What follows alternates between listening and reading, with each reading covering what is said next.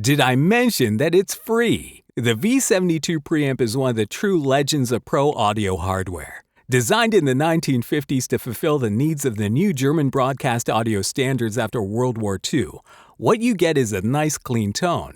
But since the V72 is driven by a tube, you also get some nice harmonics and a nice warm low end. Let's check it out.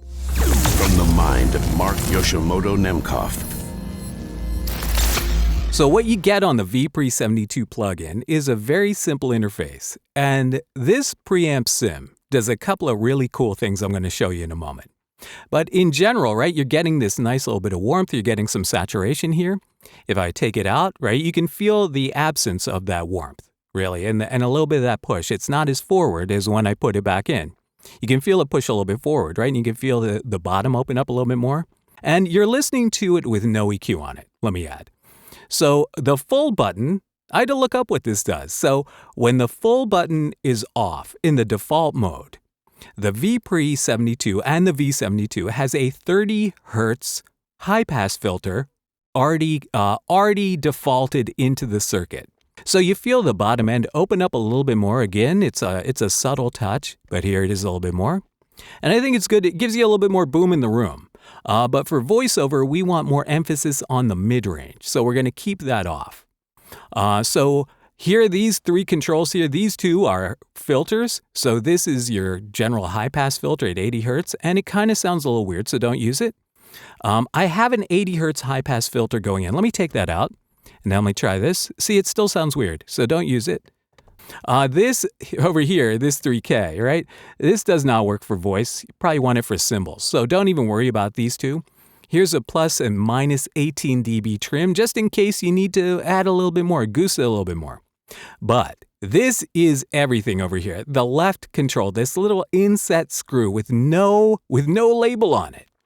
This actually controls how much of that tube saturation you're going to add in there, how much harmonics and saturated tone.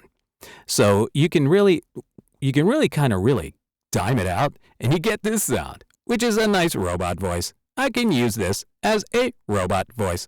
So also, if you like crispy vocals, I'm out of luck, out of love, got a photograph, picture of passion killer, right? So it's nice. Without it, it's a little bit boring. But where I had it, where it defaults when you open up the plugin, is right about, I think it's like 8 or 10 dB right here. So it gives it a nice little forward touch right there, right? So again, without it, but with it.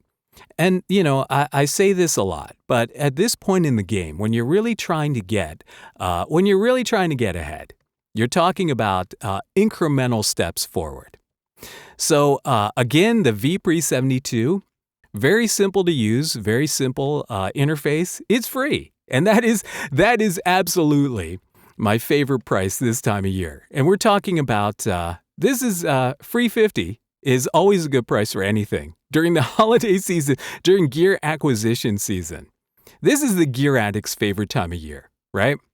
So if you're going to be inclined to want, plugins that you have to pay for the holidays, do yourself a favor. Just buy them for yourself. That's what I did because, save your loved ones from having to think that there's nothing that says Christmas, like wrapping up a printed JPEG of an EQ curve and a download code. So I hope you enjoyed this demo. I'm going to keep looking for really cool free plugins because the response to the free plugins has been tremendous. And I can tell you that I've really liked all the free plugins that I've shown you so far.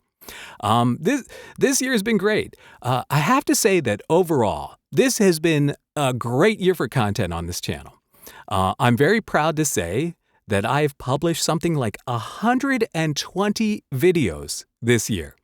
And only 94 of them were about the Lauten Clarion. This year, I discovered the best voiceover gear I've ever used. Stuff that wins jobs and makes more money. The Clarion, the LS208, the SE4400, the Sculptor, the SPL Pre-1. It's the kind of get you to the next level kind of gear. But if you're a real gear addict like me, who's been chasing that tone dragon for so long, I'm so addicted to chasing tone. I'm like a character out of Trainspotting with my tone addiction.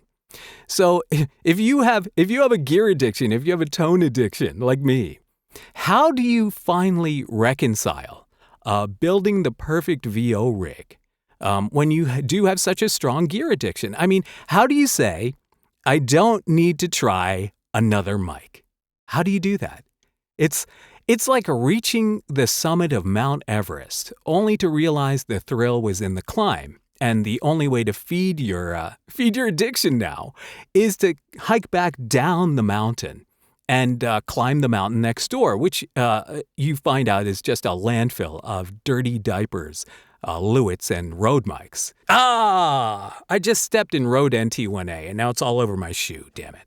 I know some of you love those mics, but, everyone has an opinion on gear.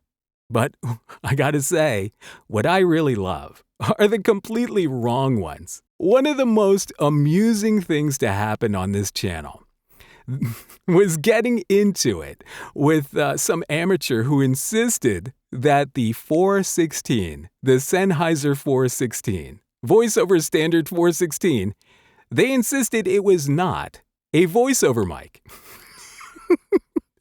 And the first thing I thought of was I could just imagine this guy trying to plug an XLR jack into a USB mic and then blaming the cable. Saying the 416 is not a voiceover mic. It's like saying that a scalpel is not a surgical tool because the teacher will only let you use the safety scissors during arts and crafts. I feel very lucky that it seems like 99% of the people who watch this channel, they know what they're talking about when they leave a comment. But for that 1%, though, it's like watching someone try to do mental gymnastics and then falling off the balance beam. I love this audience, though, because so many of you are so passionate about the gear, about what we're talking about here. It's truly awesome to behold. But regardless of how much of an idiot you might think I am, we do need to rally around the threat of AI voices taking over. I mean, that is the true enemy. I mean, AI voices scare me. What can I say? I honestly haven't been this threatened by technology since the time I found that my college girlfriend had a vibrator in her nightstand drawer. Is AI going to take my job this year? No, not if I have anything to say about it. Because I truly believe that I have faith that soulless performances will continue to be rejected by audiences, especially if Ben Affleck's acting career is any indication. But nah, I think human performances are safe for at least another year, or at least until I have to pay my Waves maintenance fee again to keep using the plugins. Don't you hate that? Don't you hate that? You get that email.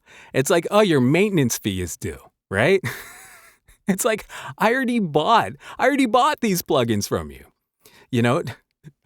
I hate that annual upgrade plan thing that they do. It's like, hey, come back in 12 months and pay up, or it may not work. It's like being told your plugin has only 1 year to live unless you pay up.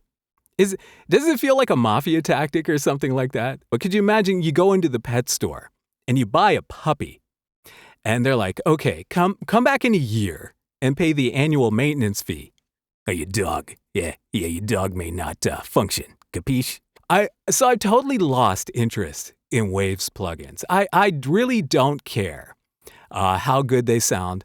But you know what? I just feel like, honestly, if I wanted to be extorted, I would have attended a Diddy house party dressed only in a baby oil tuxedo.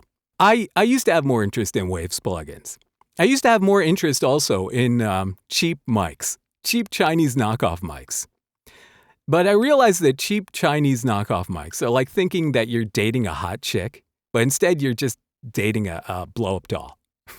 Sure, it's cheap, easy, and it makes you feel good for the moment, but come morning, you're not fooling anyone. And eventually, you're the one that feels cheaper than gas station sushi. And come on, actually, when it comes to super cheap mics, you'll probably be better off investing that money in gas station sushi. it sometimes may surprise you.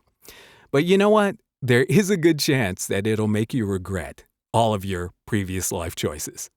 So, I hope you haven't regretted watching this video or subscribing to this channel because I will be taking a couple of weeks off to rest my pipes and think of some new stuff for 2025s. But if I get bored or have something to say, I may post something. But as they say when you buy your Waves plugins, see you next year. So let me know what you're thinking in the comments, all right? And until next time, or until 2025, this is Mark Yoshimoto Nemkov, fading to black. As you come my way, with jingle bells and reindeer play, bringing me a gift I dreamed about, the microphone to say